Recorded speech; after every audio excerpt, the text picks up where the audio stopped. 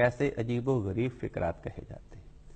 کہا یہ جاتا ہے کہ قادیانیوں نے تاج و تخت ختم نبوت پہ ڈاکہ ڈال دیا۔ اب جو شخص بھی اس قسم کے فکرے سنتا ہے، یہ فکرہ سنتے ہی اس کی طبیعت میں ایک جوش پیدا ہوتا ہے۔ اس جوش کے نتیجے میں وہ اس فکرے کے الفاظ پہ غور ہی نہیں کرتا کہ فکرے میں کہا کیا گیا۔ اس کی طبیعت میں اتنا اشتعال آتا ہے، اس کا یہ چاہتا ہے کہ میرے سامنے کوئی اہم دیا، اس کے سامنے پتھر مار دوں۔ ذرا اس فکرے پہ غور کریں کہ قادیانیوں نے تاج و تخت ختم نبوت پہ ڈاکہ ڈال دیا۔ ڈاکے کے لفظ پہ غور کریں، ڈاکہ کس کو کہتے ہیں؟ چوری اور ڈاکے میں کیا فرق ہے؟ ہر قوم کا ان پڑھ سے ان پڑھ انسان بھی سمجھتا ہے کہ چوری اور ڈاکے میں کیا فرق ہے۔ ڈاکہ وہ ہے کہ زبردستی کسی کو ڈرا کر یا اس کو مار پیٹ کر اس سے اس کی مملوکہ چیز چھین کر اپنے قبضے میں کر لی، اس کا مطلب ہے ڈاکہ۔ اب اس بات پہ غور فرمائیں کہ پبلک کو مشتعل کرنے کے لیے جگہ جگہ یہ فکرے لکھے ہوتے ہیں اور جلسوں میں اس بات کے نعرے لگائے جاتے ہیں کہ قادیانیوں نے تاج و تخت ختم نبوت پہ ڈاکہ ڈال دیا۔ ارے بھائی، حضرت رسول پاک صلی اللہ علیہ وسلم کو خدا نے سب سے اونچا روحانی انعام دیا، نبوت کا، اور اس سے بھی بڑھ کر ختم نبوت کا۔ اس چیز پہ غور کریں کہ کیا نبوت یا ختم نبوت یہ کسی مادی اور جسمانی کا چیز کا نام ہے یا علمی اور روحانی مقام کا نام ہے؟ ڈاکہ ہمیشہ مادی اور جسمانی چیز پہ ہوتا ہے۔ دیکھیں، ڈاکو آئے، یہ قلم مجھ سے چھین سکتا ہے، یہ چائے کا کپ ہم سے چھین سکتا ہے، یہ لیپ ٹاپ ہم سے چھین سکتا ہے، گھڑی چھین سکتا ہے، پیسے چھین سکتا ہے۔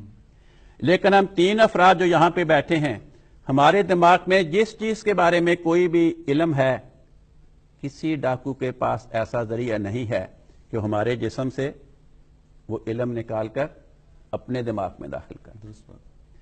نتیجہ کیا نکلا کہ ڈاکہ ہمیشہ مادی اور جسمانی چیز پہ ہوتا ہے، علمی اور روحانی مقام پہ ڈاکہ ہوتا ہی نہیں۔ 1,24,000 پیغمبر آئے، ہم پڑھتے ہیں ان کو کفار نے ان کے راستے میں کانٹے بچھائے، ان پہ گندگی پھینکی، ان کو تھپڑ مارے، ان کو پتھر مارے، زخمی کیا، لہو لہان کیا، بے ہوش کیا، شہید کیا۔ مگر ہم نے یہ کہیں نہیں پڑھا کہ فلاں نبی پر کفار نے اتنا ظلم کیا، اتنا ظلم کیا کہ اس سے نبوت چھین لی، وہ بیچارہ نعوذ باللہ نبوت کی رحمتوں برکتوں سے محروم ہو گیا اور کفار خود نبی بن گئے۔ وہ جو خدا کے فرشتے، خدا کی وحی، خدا کی محبت و قربت کا مقام اس نبی کو حاصل تھا، ان کے ظلم و تعدی کے نتیجے میں خدا کے فرشتوں نے نبی کے پاس جانے کی بجائے کفار کے پاس جانا شروع کر دیا، نعوذ باللہ۔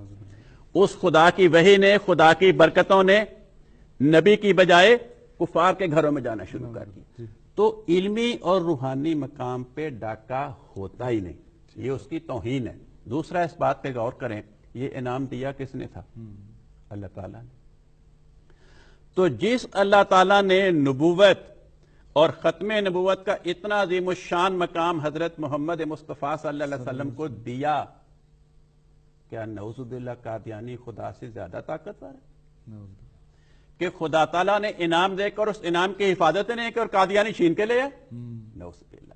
تو یہ جملہ ایسا ہے جو نبوت کے روحانی مقام کے بھی خلاف ہے اور خدا کی شان کے بھی خلاف ہے، کیونکہ اگر قادیانیوں نے تاج و تخت ختم نبوت پہ ڈاکہ ڈال لیا، نتیجہ یہ ہے کہ خدا نعوذ باللہ کمزور تھا، قادیانی زیادہ طاقتور تھے، وہ خدا کو ڈرا دھمکا کر نعوذ باللہ اس کو مار پیٹ کے سارا انعام چھین کے لے آئے۔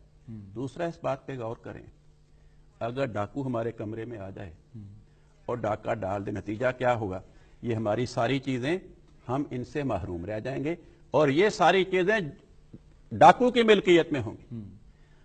اگر نبوت اور ختم نبوت کا روحانی مقام، خدا کے فرشتوں کا نزول، خدا تعالیٰ کی رحمتوں برکتوں کی برسات، خدا کی محبت و پیار کا اونچا مقام، اگر یہ محمد مصطفیٰ صلی اللہ علیہ وسلم کو نصیب تھا اور قادیانیوں نے نعوذ باللہ چھین لیا، اس سے بڑھ کر شان رسالت میں گستاخی کی بات کوئی نہیں ہو سکتی، کیونکہ اس کا نتیجہ یہ ہے کہ حضرت رسول پاک صلی اللہ علیہ وسلم نبوت سے محروم ہو گئے، ختم نبوت کی برکات سے نعوذ باللہ آپ محروم ہو گئے۔ جو خدا تعالیٰ کے فرشتے آپ پر آ رہے تھے، جو خدا کی محبت و قربت کا مقام آپ کو سب سے محروم ہو گئے، اور وہ فرشتے، وہ رحمتیں و برکتیں قادیانیوں کے گھر میں آنے لگے۔ اس سے بڑھ کر حضرت رسول پاک صلی اللہ علیہ وسلم کی شان میں گستاخی کی کیا بات ہو سکتی ہے کہ آپ کو تمام روحانی انعامات اور برکات سے محروم کرا دیا۔ جی ٹھیک۔ تو اس قسم کی حرکتیں لوگ